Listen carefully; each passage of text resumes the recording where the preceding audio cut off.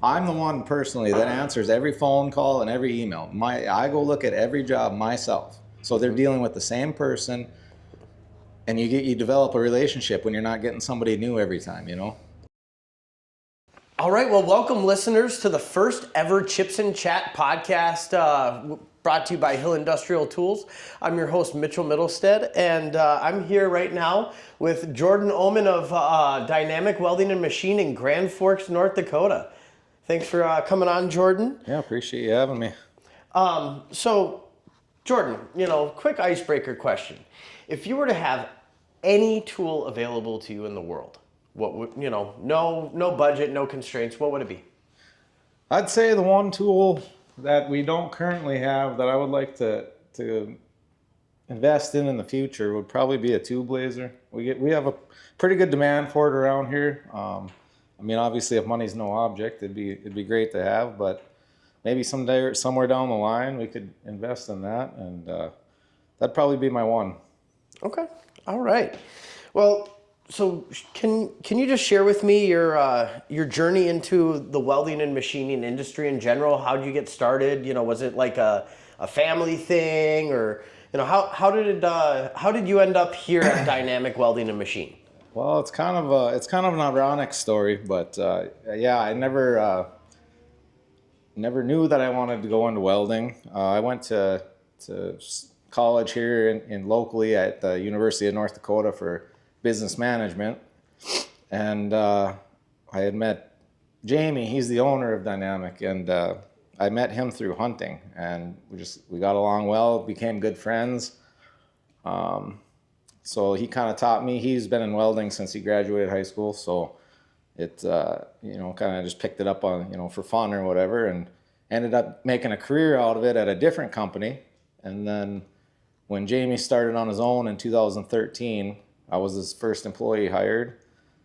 So this is my 12th year here now, and yeah, I've pretty much kind of been running the show ever since. It's ironic how people you meet in life change your career path. I never knew anything about welding until, I don't know, I've probably been doing it for 17 years now, I think, and 12 here at Dynamic. So Oh wow, yeah, that's awesome. That's awesome. yeah, it's been a journey. When he first started, we had a Lincoln Ranger bolted to a pallet in the back of one of our personal pickups, and you throw some steel and some clamps in, and now we got plasma tables, brakes, shears, couple lathes, Bridgeport. Like, we've really come a long ways from where it first started. So it's been good. That's awesome. It's really cool to be a part of that journey. So you mentioned that you were the first ever employee of Dynamic Welding and Machine. Yeah. What's your current role here? I'm operations manager. So we're a smaller company. I oversee, depending on, anywhere from 8 to 12 people a year. So we're not huge, but that's the one thing I like about it, is it's small, it's tight knit, everybody gets along. It's not corporate setting. It's a really good place to work. So we do company outings. Like I said, we're all kind of into the outdoors, so a lot of hunting and fishing together, and it's a real good place to work. So I like the smaller setting. That's awesome. That's really awesome. So what aspects of your work do you find most rewarding and most challenging? First of all, answer the most rewarding, and then we'll get to the most challenging. Well, it's kind of, to be honest with you, it's kind of two answers in one. Like, the most rewarding part, like, we do something different every day. Something different walking in every day. It's not the same old thing. You're not making the same parts. But that also makes it the most challenging thing, because you're not doing the same thing every day. So you never know what's going to come in. So it kind of is. I like both aspects of that. So we kind of have three facets to our shop. We do have production welding. I have 4 guys on production welding, and then we do fab and repair. I got another couple guys on that, and then we have 2 service rigs too. So we go out and do mobile. So it's something different all the time. So the name Dynamic is really a fitting name for this company and what you guys really do then. Yeah. Awesome. Well, I want to get into, of course, Chips and Chat, chips is, kind of a play on metal chips, but everybody, yourself included, myself included, when we all first heard chips, the term potato chip came to mind for me. Did it come to mind for you? Yeah. All right, so introducing part of Chips and Chat is going to be testing out potato chips from around the world. The first chips we've got, if you want to grab those, are some turtle chips. Flamin Lime Turtle Chips made by Orion. I picked them up at a local international market, so let's open it up and get some opinions. All right. So, first impressions, says on the bag that it's a 4-layered chip, and each layer is packed with flavor. What do you think? Well, I like it. It's a good looking chip. It's not a standard shape, round or triangle. It's got a good visual appearance to it. It's got good texture to it. It's not overly hot. It almost reminds me of kind of like a Frito, a Frito chip, that kind of corn chip. Yeah. Yeah. That's kind of what it reminds me of. Yeah, I think they're pretty good. So, what would you rate this chip on a scale of 1 to 10? I'd probably give it a solid 8. Solid 8? Yeah. And you know what? I'm going to go conservative, being that this is the first episode. I'm only going to give this 6, just because, it's pretty good. But I definitely wouldn't go out of my way to go find them again. Yeah, no, I like that it's unique in its texture and shape, and I like that it's not overpowering in flavor. It's just enough that it'll keep you wanting to come back for one more sip of whatever you're having, but it's not overpowering either. So, yeah. All right. Well, let's move on and keep talking about you and dynamic welding. So you started touching on the range of services that Dynamic Welding and Machine offers, inside and outside repair. And which of these services do you find most in demand? Yeah, that kind of varies by season. We get like spring and fall. We're pretty big in like the egg repair, farming. So spring and fall we get really busy with our mobile trucks. Going out to the field and helping farmers, and that kind of varies depending on the weather too. If it's a really wet, muddy year, people are breaking more things, In the summer, we do a lot of construction, new build, steel erection, stuff like that. Then in the winter, depending on snow, we do a lot of snow, cutting edges, snowplow repair. So it's kind of seasonal work. I mean, it keeps us busy all year, but it changes through the seasons. Nice. So. Yeah, I'd probably say spring and fall are our busiest times, though. Okay, cool. So spring and fall, so busy time is coming up then. So yeah. I definitely do appreciate you taking the time, being that busy season's right around the corner. I'm looking forward to it. That's my favorite time of year is spring. So yeah, it's go, and that's what I like. I like to stay busy and keep the job list full. So awesome. So you guys work with a whole bunch of different materials. You're welding all sorts of stuff from stainless and different materials like that. How do you determine the best approach when working with such diverse materials? So we pretty much do pretty much anything. We do all processes, MIG, TIG, stick. We do stainless, aluminum, brass, brazing, mild steel, high carbon steel. Like we do machining. I guess when I come down to like figuring out the process, you determine the right tool for the job, number one, and then you determine everybody here at Dynamic has their strong place where they're better at, so you determine the right tool for the job, but then you also determine the right guy for the job. If it's something that needs to be really tedious, maybe some guy pays more attention to detail, or maybe if this guy is stronger at TIG welding, or so it's just figuring out, and that we have a really good crew, so it makes my job easy. That's So, awesome too, that you guys yeah. have a whole bunch of people that you can play off of their strengths, like you Yeah. said. It sounds like your toolbox is really, really Mm-hmm. great when it comes to personnel, and that Dynamic has really worked on promoting the growth of its employees. Yeah, we have really good employee retention. Once you get in here and realize, it's like my boss Jamie. He's a great guy to work for, and I think I'm all right too. I mean, nobody's yelling at me, so. But yeah, everybody gets along. We have a really really close knit crew, So that's a yeah. Our employee retention is way better than surrounding, in the local community. So That's awesome. yeah. That's awesome. All right. Let's see. Oh, yes. Can you discuss the importance of preventative maintenance in your operations and how it benefits your clients? Yeah, so there's all kinds of different aspects to preventative maintenance. I mean, we try to service our tooling regularly so something doesn't break down or malfunction in the middle of a job, because if you're in the welding or machining industry, you know that everything is they need it yesterday, because every minute they're down it costs them money. So I mean, we try to keep our things serviced, which is just a given, but I try to stay, keep everyone, especially me, like I'm not very tech savvy.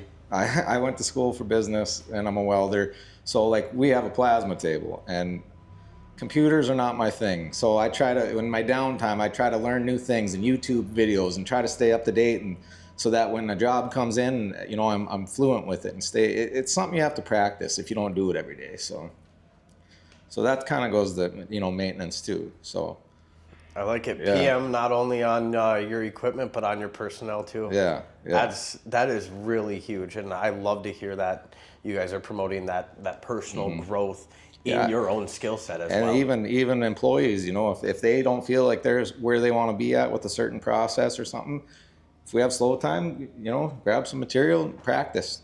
This industry is all about practice, So there's no book you can read and just know how to do everything. It's all about experience and practice, and that's what I love about it. So I love it. I love it. That is awesome.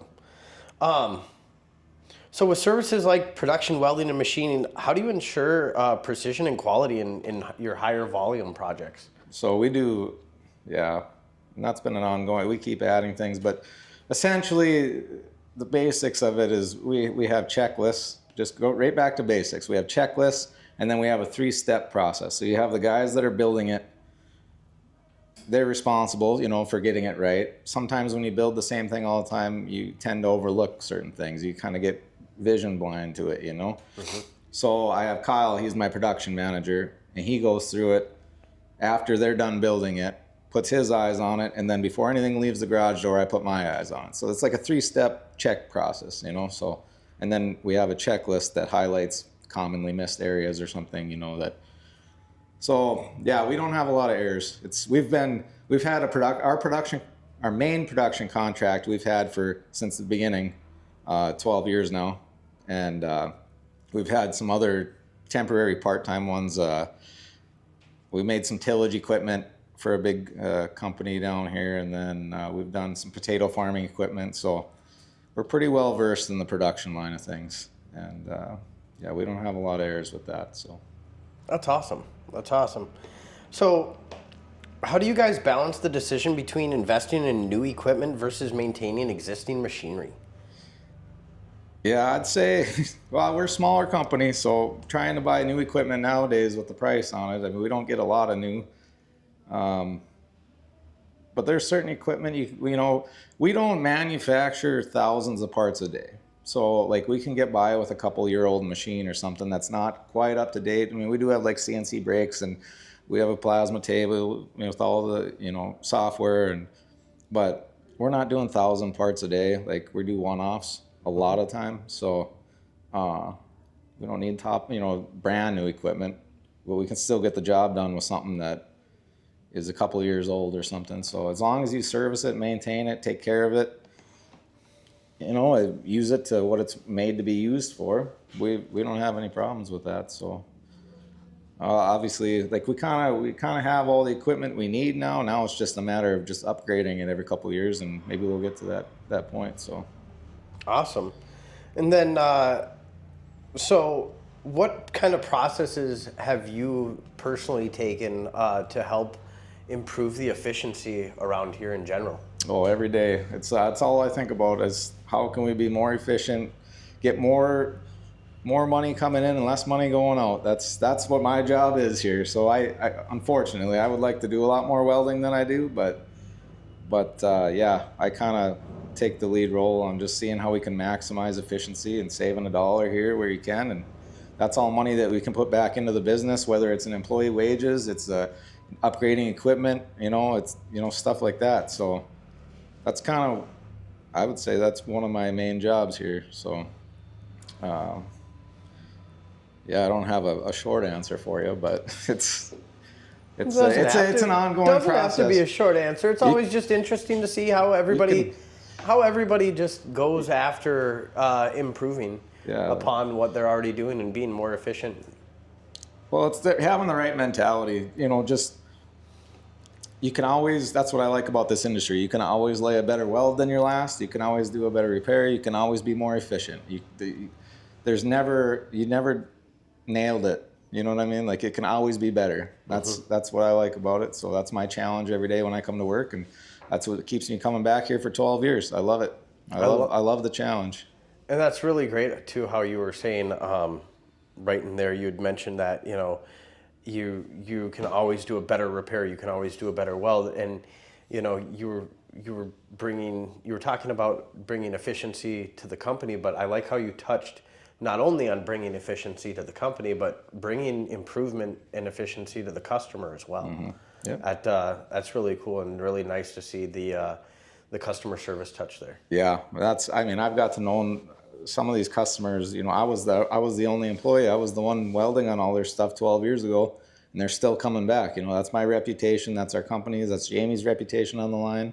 Mm-hmm. So yeah, I take, whether I weld the job or not, I take every job take it seriously, because that's maybe a customer I've earned, or a customer that we could have for the next 10 years. So it's, yeah, just taking pride in your work. That's huge.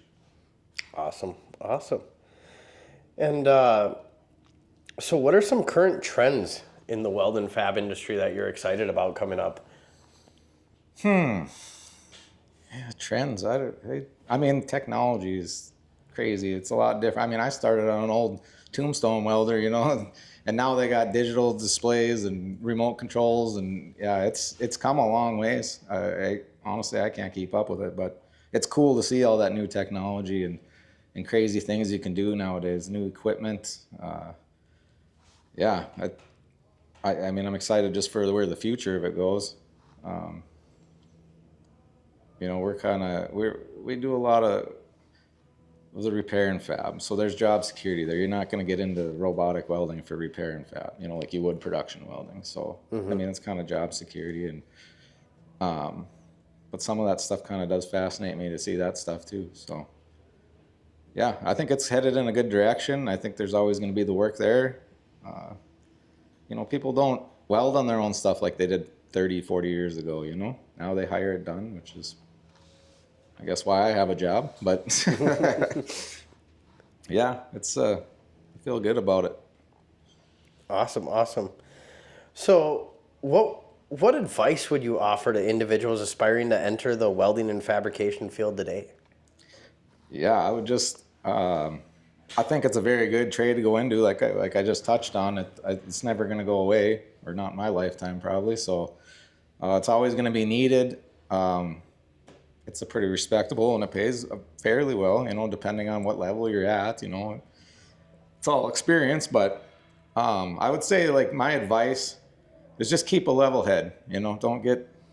Just learn as much as you can while you can from people that have been there, done that, because like I said, there's no book. It's all about experience. So learn as much as you can while you can, and it's going to benefit you in the future. So that would be my advice. Awesome. Well, thank you. I appreciate that, and I'm sure any up-and-coming people that are getting into welding definitely appreciate that too. So, talking about reputation now, um, I know that you guys have received a lot of positive reviews online for your workmanship and customer service. How do you cultivate and maintain those strong positive relationships? Yeah, so I think number one, we're a a smaller company. I think customers appreciate that smaller feel. They're not. I'm the one personally that answers every phone call and every email. I go look at every job myself. So they're dealing with the same person, and you develop a relationship when you're not getting somebody new every time.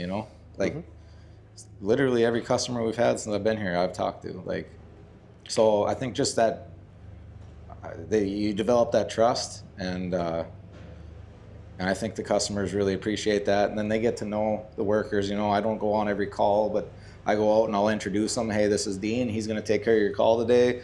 I'll go over the plan of action with Dean. He handles the work good, and customers appreciate that. You're not just somebody new showing up every time. That employee retention helps out with that too. When they can trust the guy that's working on their $500,000 piece of equipment. So yeah, I think that benefits us. That's awesome. That is so awesome. Um, so, is there any community projects or collaborations that your company's been involved with over the years?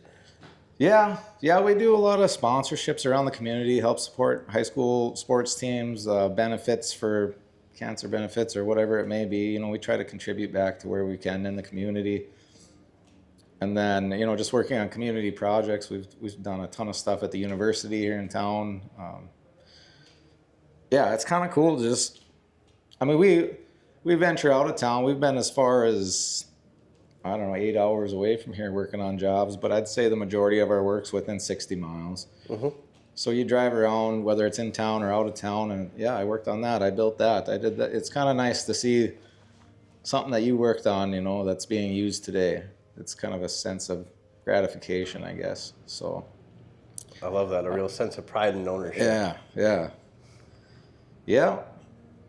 I guess not one thing specifically sticks out, but I can't go more than 2 blocks without seeing a business or something that I've been at, doing some work. 12 years, you start to cross a lot off. So That's really cool. yeah. So, kind of reflecting on your career, what's been the most rewarding project that you've worked on? I don't know. We've tackled some pretty big projects. Probably I guess the out of town projects because they present a little more challenge to them. You're out there with limited tools, limited supplies, trying to kind of do it on the fly. You can fabricate some in the shop, some has to be on site, and I always appreciate those a little more just because they took a little extra work. But even back to like I said, our first year or two when it was like we're fixing a $500,000 piece of equipment with a couple clamps, a couple pieces of scrap steel, and a welder on a pallet. Like it's, I don't know. You appreciate those too, and doing it the hard way. Now we have all the equipment to bend and roll and shear and plasma. I used to have to cut all that by hand. Try to cut, brackets or gussets or something out of three-quarter inch steel with a cutoff wheel. It wasn't fun. It's nice to have the right tools now, but it makes you appreciate how you did it the old way. You know what I mean? Where sometimes I feel like kids nowadays don't. They get handed all this equipment and they didn't have to learn the hard way. So I appreciate that kind of stuff. I like that. So now, personally, if you weren't in the welding industry, if you weren't here at Dynamic, where would I find you? What would you be doing? Well, like I said, I went to school for business management at UND, and I guess that's kind of applied to my job now because I take a lot of that and I use it every day. But yeah,